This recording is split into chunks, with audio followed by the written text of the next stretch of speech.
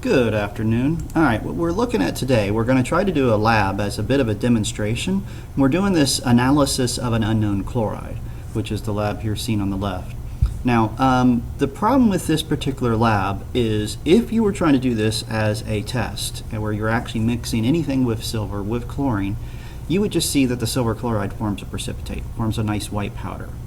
So in the concept of titration, or all titrations, you want to find the endpoint. Well, this one's a bit of a challenge because technically, if you see how that equation is, you want to actually get to the point where it stops producing a precipitate, which is pretty much impossible to see because once a solid's formed, how do you know if it's still forming or you're just disturbing what's already there? So what we're going to do in this test is we are actually going to start with a known amount of chlorine and we're going to gradually add silver to it. Now the reason we're doing it is because what we're going to do is test for when there's excess silver. So once all that silver once all the chlorine's been used up and made every bit of the silver chlorine it's going to, any leftover silver would stay as Ag+. And what we're going to do is, I grab this stuff, we're going to use this cool little stuff here. You can kind of make out the label here. It's a fluorescein dye. Fluorescein mainly because it's got a beautiful color to it. And we will see that it forms a complex with the silver ions and actually changes colors. It's going to be one color when we first put it in there. As we keep going forward, as soon as there's extra silver ions, it will change colors. Now we're going to see that go along as we're adding the stuff to it. We're going to actually go until it turns color and stays that color. And the neat thing is, even though I am using some fixed stuff, if I vary this any way, shape, or form, the ingredients, it kind of changes the colors. So we get different colors depending on what we're doing, and also depending on which different ions it is. That's the nice thing about some of these fluorescein dyes. You can use them for a lot of different cases. All right, so let's go over all of our parts we're going to use. So that's why I'm going right here, our chemical and equipment. And I'm going to show them to you, and then we're going to move the camera so you can see it all go together. All right, the 25 milliliter pipette is this cool little glass. It's way too big. And a volumetric pipette only has one usable line. So you can see it right there. And when we go to actually use this, we're just going to draw some liquid up through the tip until it gets to that line. And we're going to do that with this type of pipette bulb. There are others, but this is the one I like. Since I'm the one doing this lab, I'm going to use the pipette bulb I like. But got to clean this yet. I haven't done that.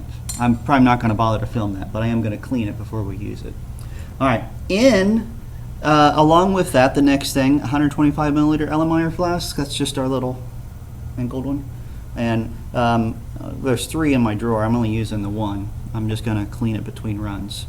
And it does say 100 milliliter beaker and a funnel. What I'm using instead of a beaker, I'm going to just go ahead and use a graduated cylinder, because I know I want to grab about 50 milliliters of the silver when I put it in the burette. I'm just going to measure it in this rather than guesstimating in a beaker. That and great place to hold my long stem funnel. All right, the next thing here is the burette. We have that right here.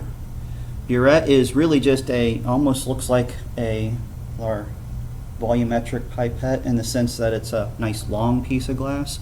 But if I get close, I don't know if it'll show. Yeah, you can see these little individual numbers on it. So each section, which is only about 1 centimeter long, is actually just 1 milliliter. And then there's marks every 1/10 of a milliliter, and I'll be able to estimate how close it is to the line. And you should be able to see that when I film it. And I have that on a burette sand, which we'll see here in just a moment. Now, chemical-wise, I have an unknown potassium chloride solution. Got quite a bit of it. This was all ready to go for an entire lab. I'm only going to use 25 milliliters of this for each run, so about 75 milliliters altogether. And then I have a standardized silver nitrate. And if you notice, look how standardized that is. 0.08124 molar. 4 significant figures there. And showed you the fluorescein dye. Also, my ingredients, it does say silver chloride. I'm not going to show you that. That's actually used just to clean up the stuff.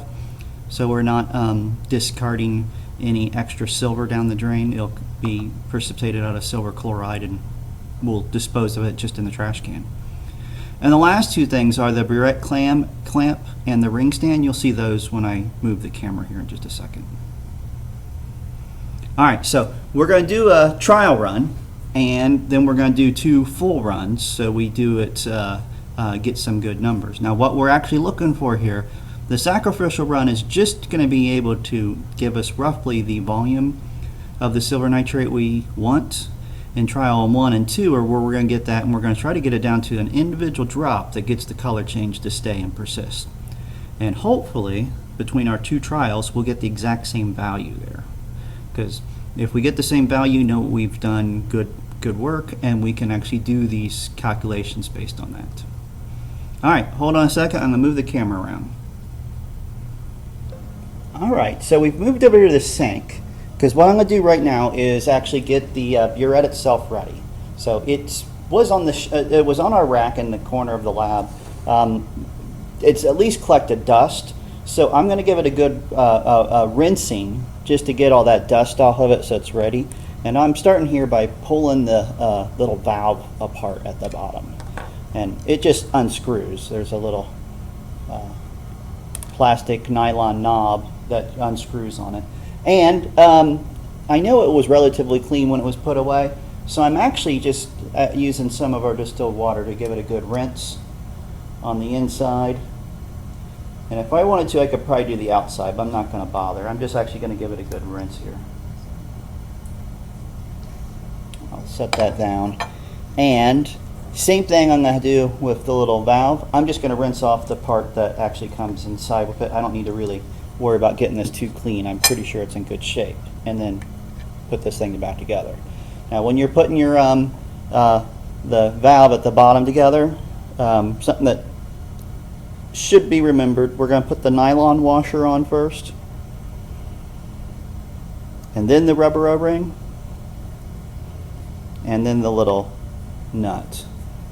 And just turn it, make sure it's closed. And then to make sure it's closed, so I don't waste any of my reagents, I'm just going to put a little bit of distilled water in here, and then just open that up and let it drain out. Now, don't worry, some of them won't drain too well when there's a small amount. They'll drain fine once we get going, but it's okay if it doesn't drain. But if you noticed, I gave that little a bit of a tiny little shake, and that started it up. So it's not clogged, it just needs some in there to get it going. And I'm not going to let that drain until it stops on its own. All right, that's a good rinsing. I'm happy with this burette. So now I'm going to actually do a pre-rinse with the silver nitrate we're going to use. And I went ahead and got just a small amount. You notice that's barely 10 milliliters. I didn't actually accurately weigh it. I just put some in there. And I'm putting my, make sure you can see it, putting my funnel into my burette. And then I'm just going to pour every bit of that in here. Now I have the burette closed right now because I just want all that to go in. I said I have it closed, and I didn't have it closed. But you want that closed. But I'm doing this over the sink, so if it does come out, it's all right. And you notice I got it's in there. Now what I'm going to do is I'm going to tip my burette up and rinse that stuff, that silver nitrate, up into the burette. So basically it covers the sides of the burette with that silver nitrate. This is going to rinse up and neutralize any water I left in there. And you notice, if you paid attention, I just got a little bit on me. It's interesting. Probably not a good thing to do in the lab, get stuff on you, but since I am working here by myself, I made sure I changed this lab, so that's not a big deal. I might get little tiny black specks on my skin later on, but that's because it's oxidized it. It won't be that big of a deal. It's nothing terribly dangerous. And I did just cover myself with water, so I'm just wiping this thing off, and I'm letting that drain out the bottom. That's what's going on over here. All right, and it's drained. All right, so my burette's not quite ready, but it's actually ready for me to move back over to the setup. All right, so move the camera again, and I got my burette back in. This is what a burette clamp looks like. It's the nice benefit of this clamp. It doesn't have a firm grip on it. These things release relatively well, and I can raise this thing up and down just by sliding it. And when I let go of those, it holds it in place. Now, the reason we use that is because there is going to be a need to move that up and down in some cases. Helps you see the amount, so you can get the level of the liquid, eye level. And that's what I've done. I moved this thing down so the zero, the top of my burette, is about eye level. All right, now I'm going to measure out roughly 50 milliliters and put in here. The reason it is I'm just getting 50 milliliters is that's all the burette holds. Now, it will take more than 50 the first time in because there's actually a little bit of a need for that. So, but I'm not getting that. I'm just going to get 50 right off the bat. And I don't need to be super accurate with this, so I am just pouring right out of the main container. And I just went ahead and left my funnel in there. It's not in my way. And I did pretty good. I'll show you that. Of course, I'm holding it so it's not perfectly level. I'm a little over, right around the 50 mark. Close enough at least.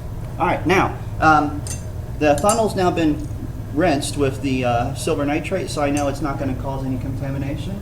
And I'm just putting that in the top. I've made sure my burette is closed, and I'm just pouring this in. Now, some of these, because of the funnel it might trap some air pocket in there. So I'm going to hold my funnel up just ever so bit, a little bit, and I'm just pouring it in here, and I'm making sure it doesn't overflow. I'm watching it. And that is why I only grabbed that 50, because there is pretty much no way I could overflow this because I didn't grab enough to fill it. All right, and I got stuff in my burette. I'm going to move the camera here so you can see where it's at. All right, so, and another thing that I'm going to do, nice little trick so you can see the level, because you see how it kind of just blends in because you can see through glass. Put paper behind it, I can see my level a little bit easier. Excuse me. All right, putting this camera back here. Now, did you notice that wasn't on a nice whole number? Excuse me. Now I could get some more of the silver nitrate and fill it up to the 0 point, but I don't need to actually start at 0. So what I'm going to do instead is drain some out and get my level right at the 10 milliliter spot. That's going to do two things for me. If you look at your burette right now, there is an air pocket down at the bottom. So can we see that if I put this? Yeah, kind of see it. Well, I'm going to get rid of that air pocket by draining out some of this. And I don't necessarily need to start at 0 on this to actually get a good run. So that's what I'm going to do. I'm just going to drain it out, and I'm actually going to just let this go until I'm at the 10 on the mark. And then I know exactly where I started.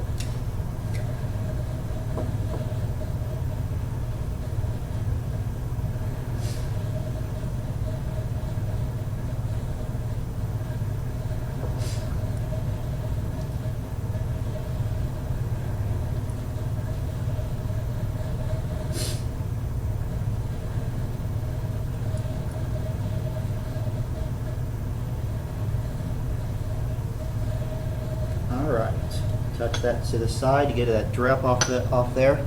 And if we look now, I doubt my camera here will focus well enough.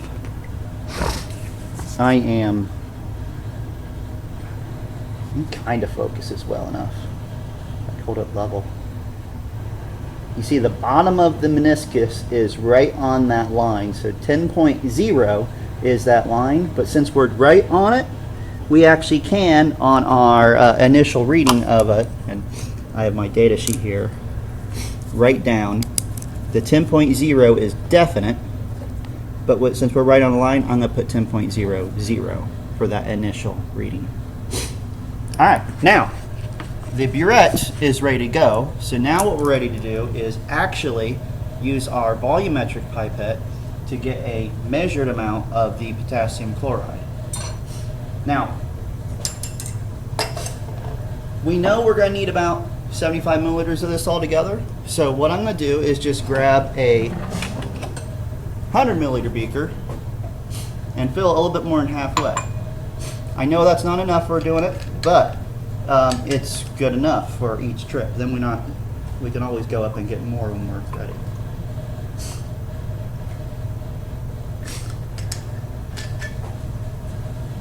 All right, so about halfway filled. And I'm going to get this thing all cleaned up, and I'm going to pause the camera to do that. All I'm going to do is shoot some water down through it and then let it dry out some. All right, got it all ready to go.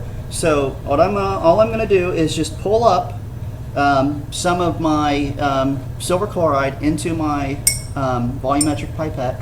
I'm going to let the bulb pull it up above the little white line, and then just let it drain out some until it's right at the right line. Now I know this bulb's not going to pull it all up in one go, so what I'm going to do is let the bulb completely fill back to its original shape, then put my finger over top of it and do that again. And this bulb, I should get all the way up past my line with 2 pulls. Oh, I missed it.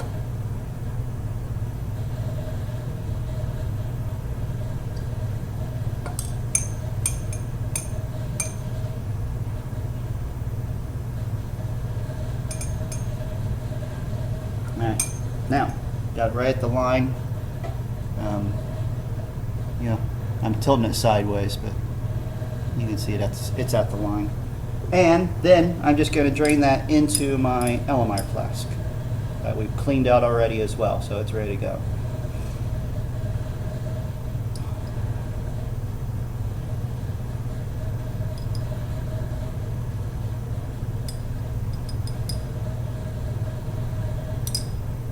Touch that to the side and set my burette down.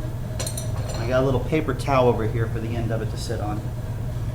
And I'm going to put 1 or 2 drops of fluorescein dye, should be enough. I'm going to try one, see what it looks like, because I wanted to show up on the camera well enough. Oh yeah, we can see that yellowish green color it did. Here in person, it's almost like those little glow in the dark things you get at the county fair and put on your necklaces when we were kids. Well, you were kids. They didn't have that when I was a kid. Dark ages. All right, now we're going to do our first titration. So I'm moving the camera so you can see how I'm doing this, because this up close is kind of neat. So I did a couple things. First thing I did is I've actually got this in a good position where I can hold on to both hands. I need to be able to hold on to both hands and get you filming it too. So back this up. How about a little better? Yeah, that's better. Okay, now I'm going to do a couple things. I'm going to turn this and swirl at the same time, rather than try to do a spinner down here and stir it electronically. I'm going to stir it by hand. And actually, I see that. I want this up higher. How about we do this?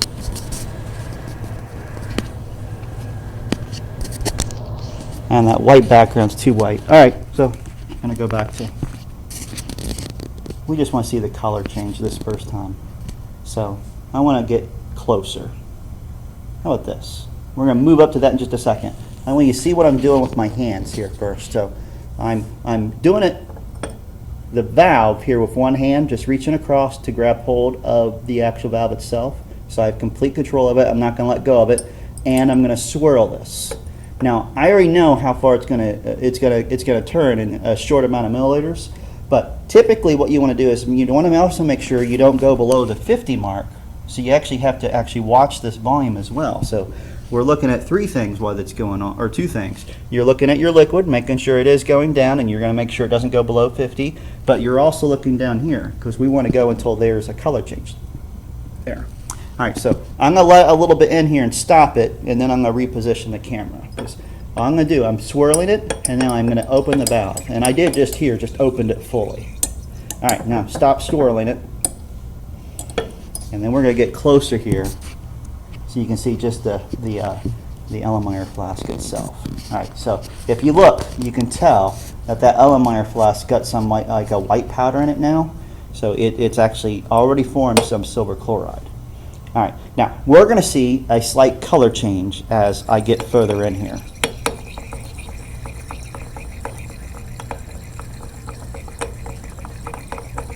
And I'm not trying to do this drop-wise. I actually have the valve fully open. If I'm ready to close it a moment's notice.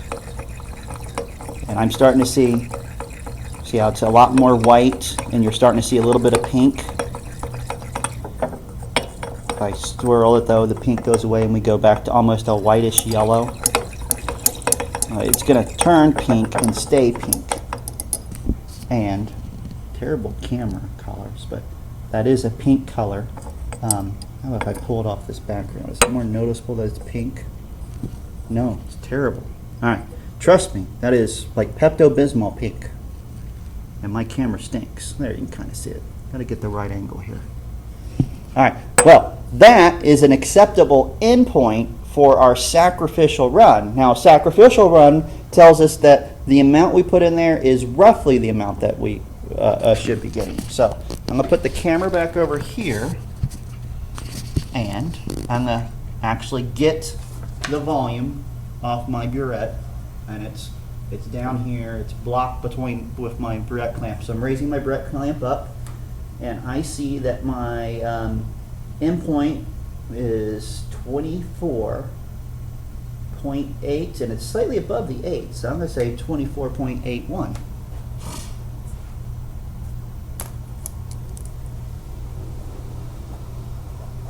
Now, rather than use a data sheet on that paper, I've been writing on a lab sheet itself. I just chose to do it in color so you could see what I've written down here. And all I've got on here is the two values I got off the burette so far. Now, technically, I do know the volume of the KCl I used here. It's 25.00. And I just do a little bit of math, and I see that this worked with a mere 14.81 grams. I just do subtraction there. Guess I gotta get closer. Yeah, there we go. Now we can actually see what I wrote. So 14.81 milliliters is how much it actually took this time to change. So what I'm going to do on my next runs, I'm actually going to let it go pretty much poured straight on until I get to about maybe 13 milliliters, maybe even 14. And then, or how about we'll do 13 and a half. And then I'll actually start going drop by drop, because I want to repeat that exact color. This, trust me, pink. That's funny. That doesn't look pink at all, any in this lighting. But it's like a Pepto-Bismol-ish pink in real life.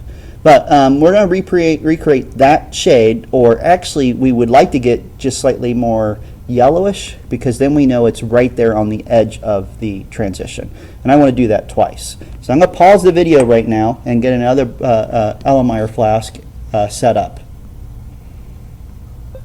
Alright, so what I went ahead and did is I've got another 25 milliliters and a second volumetric, or a second Erlenmeyer flask, and I'm going to put my fluorescein dye in there. Now I haven't done anything with the burette, so it's exactly where it was. So it's at that level, that 24.81 where the previous run was.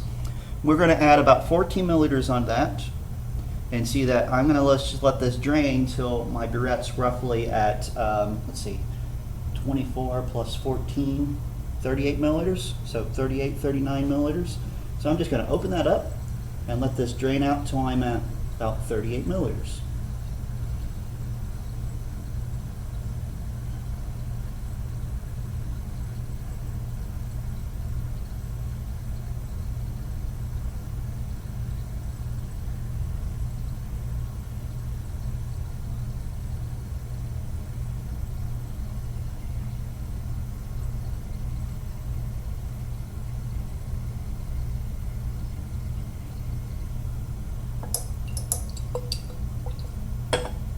Alright, now, grab the camera and move it over here. I know I'm ready to go nice and slow, because there we can see the difference in the colors. I got the yellow and the pink. Now the yellow one is the stuff we've just started, but this time, rather than open that valve and pour it straight in, I'm going nice and slow here. And I'm going to swirl as I'm going. I'm actually trying to go just drop by drop by drop. Yeah, it's going drop by drop right now. And you probably can't even see that in the camera. And I'm swirling it while it's going. And I'm going to stop the second it turns pink and stays pink. Do you see that? There's like one drop where it turned pink and it is staying pink. Alright, so this is a much more useful number than our previous run, because our previous run probably a little bit in excess. Alright, so on my data sheet,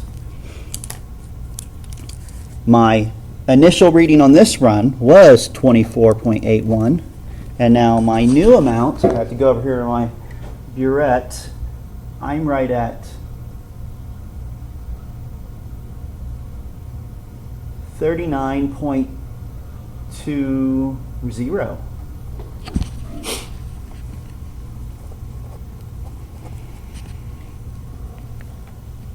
Yeah, we can kind of see that, right?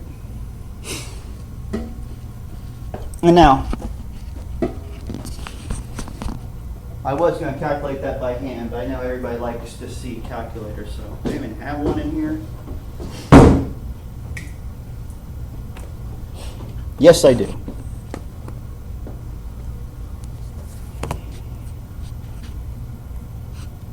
By the time I get this calculator, you guys have already done the calculation in your head, though, right?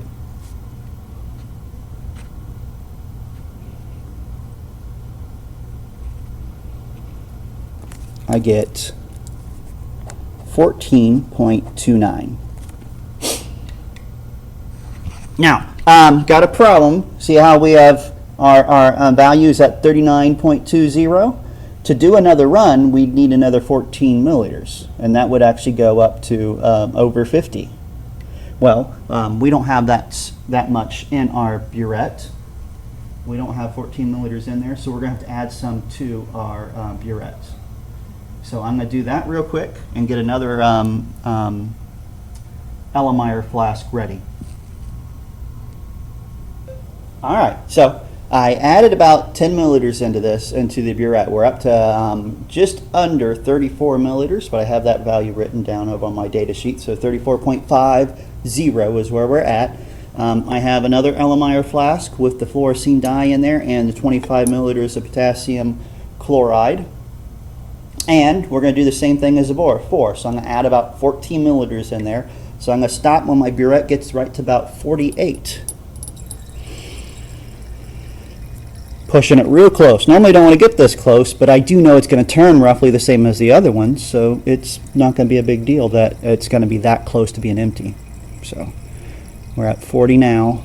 And if you notice, you can definitely see that white cloud of precipitate and the yellow is fading away, at least in the camera. It's still quite noticeably yellow here in person. As a matter of fact, I'm starting to see pink build up right as it goes in. But I do know that that's just because right there, as it drops in, the concentration of silver is higher. But as soon as it gets away from it a little bit, it goes away. All right, approaching 48. And I'm stopping. Give a quick swirl to see that it is still indeed yellow. Nowhere near that pink that this other one is. The other one, both of these other two are starting to clump up as they sit here. So that's why they don't necessarily look. You can see the solid chunks floating around in there. All right, so going to do this other one. Same type of thing as we did before, so drop by drop and swirl as it goes in, and as soon as it turns pink, I'm stopping it.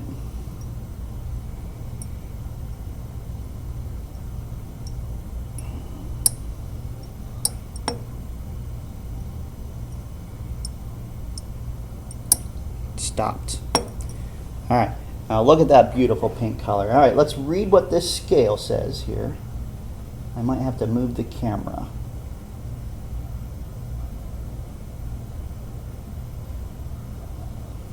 All right, so 48.80. All right, so that's my last set of data on this, and do some math there. So 48.8 minus 34.5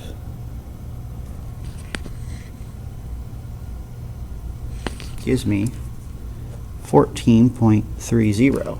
Look how close our two runs are. On our first run, we got 14.29. Second one's 14.30. Our differences on our guesstimation anyway. So very happy with those amounts. All right, now we're going to do some math here, and it might be easier to see what's on that little chart rather than look at what's on my data sheet, but I am going to leave my camera here so you can see this. How am I going to put this? I'm actually going to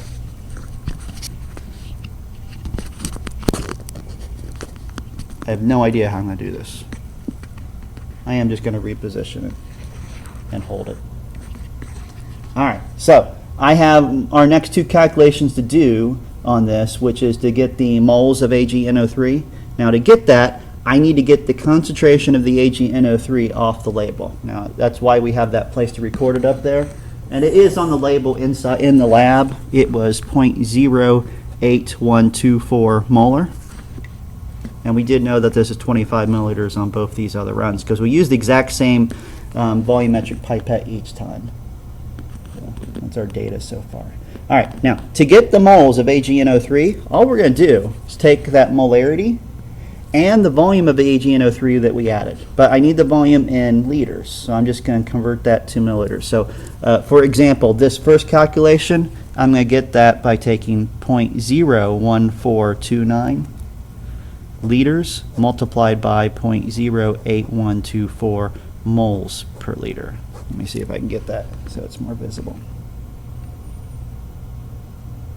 Yeah, that's good enough.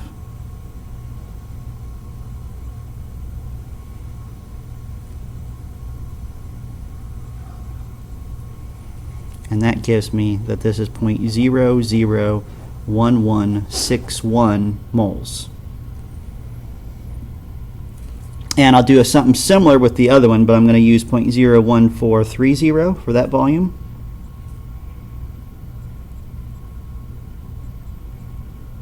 And see that this is 0.001162 moles. Fairly different.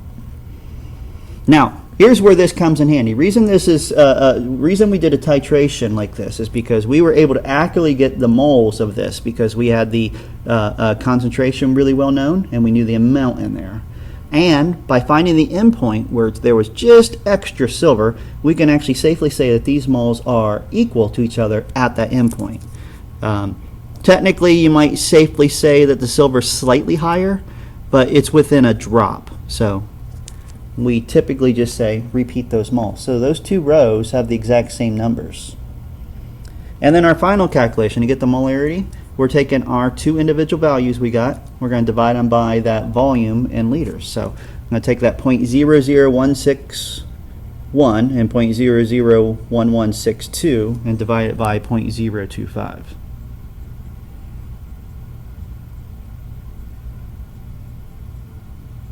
And I get a concentration of 0.04644 for this one.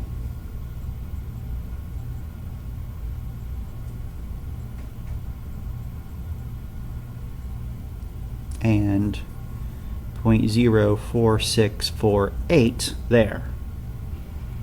And then you get an average, just add those two together and divide by 2. So my average molarity is 0.04646. I'm very happy with our actual results here. To get them that close together is very rare. And you noticed we were darn close on those. But that's our goal. Now, had we got one of these that was much higher, we'd want to do that one of those runs again. You want to get two runs where the difference between the two runs is, well less than half a milliliter. It'd be best if it's under like 0.2 of a milliliter. And if you get them as close as this, you did an excellent job. And it is doable. Just actually do it nice and slow, and you get them down to the individual drops. All right, that gets us a good number for this. I actually didn't make my KCl super accurately, but I do know it was around 0.05 molar. So having it as 0.4646 is a very good indication I did this right. All right, and the last thing I want to talk about is our cleanup. Now, couple simple things to do here. I didn't have a lot of extra silver. I mean, I'm only got like 2 milliliters above the 50 mark, and there might be 2 below. I'm just going to let that rest over silver drain in here. Now, I don't like having any extra silver because the extra silver ions going into the sink can actually cause some distress to bacteria and such. Well, here in Marion County, that's not a big issue because we use a chemical treatment facility, and the silver won't affect it at all. We're not an industrial nation or industrial county. I still don't want it pink right now. What I'm going to do is I'm going to add some something with chlorine in it to get it to go back to a light yellow color, because then that tells me there is no more actual free-floating silvers in there. Now, I should be able to do that with the silver chloride that we gave, but what I'm going to do instead is go back to the chemistry lab and get a pretty much more concentrated sample of silver, or of something like sodium chloride, so I get that yellow.